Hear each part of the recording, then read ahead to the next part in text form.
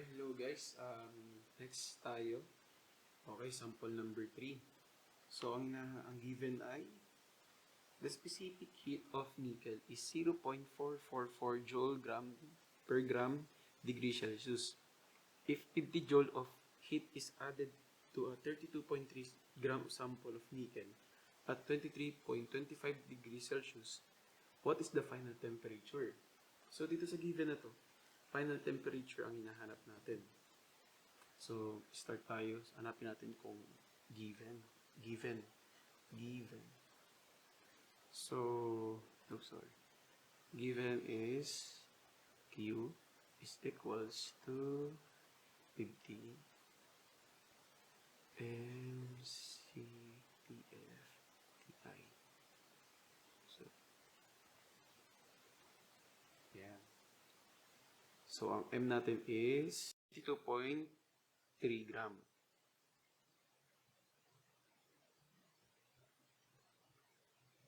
Gram sample of nickel.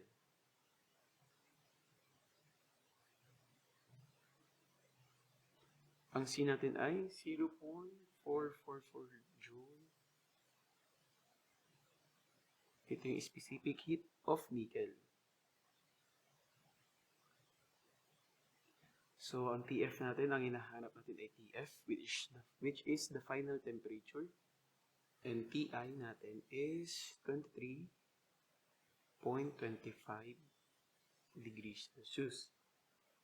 So, ayan, nahanap natin yung mga given. So, our next step is the solution. Hanapin natin yung solution. Okay, ikot ko lang ako. Okay, solution. Ito natin isulat. Solution. So, ang formula natin, pwede natin siyang i-derive. So, ang original formula natin is Q is equals MC TF PI. So, paano natin gagawin yun? Ito ang hinahanap ng TF, which is the final temperature. So, i-derive na natin to. So, kung kayo, mas nadadalian kayong i-diretso na yung mga given, kayo, gagawin nyo yung nakasanayan nyo. Pero ako, ang gagawin ko dito is i-derive ko muna yung formula.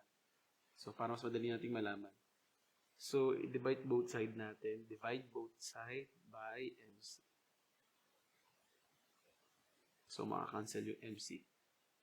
So, itong TI, which is the initial temperature, lilipat natin doon. So, ang mangyayari dyan is TF TI plus Q over MC. Okay. So, ito na yung formula ang gagamitin natin. Oops. Oh, sorry. Ayan. Ito na yung formula ang gagamitin natin. So, okay. I-ano na natin yung given. Substitute na natin sa formula. So, TF. So, TF. Lang natin kita. So, TF is equals to TI natin is 23.25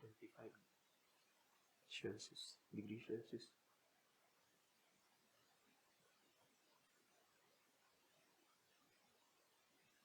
Plus, ang Q natin ay 50 joule over ang M natin is 52.3 grams.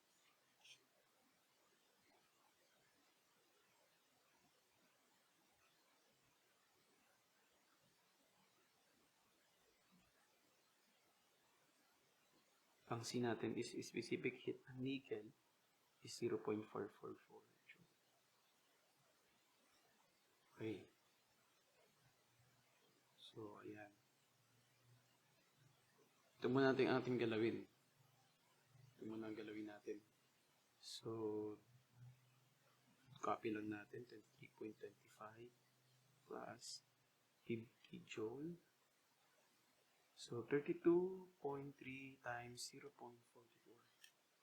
32.3 times 0.44. So, ayan. Ang sagot niya ay 14.34. So, yan. Ang label niya, mag-cancel na yung gram. So, ang label na lang niya ay Joule. Joule. Celsius. So, yan. So, next step is, copy lang natin, 23.25 degrees Celsius plus, divide na natin to. So, 50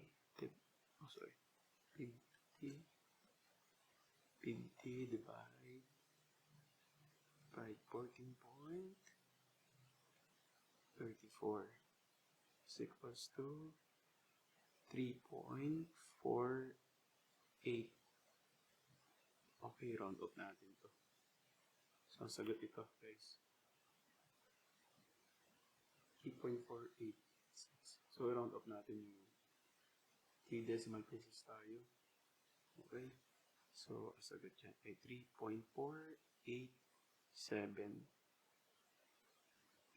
Celsius. Kasi na-cancel yung joule. Okay, Celsius na lang. So, pagpas natin. 23.25 plus 3.487 equals. So guys, ito na yung mismo answer. 26.74 kasi round up natin. Okay.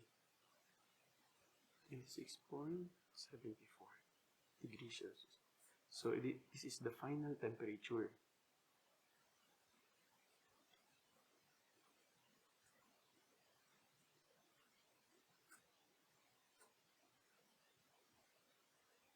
Okay guys. Okay, thank you. Sana naintindihan nyo. Yan. Ito yung pagkuha ng final temperature. Yan.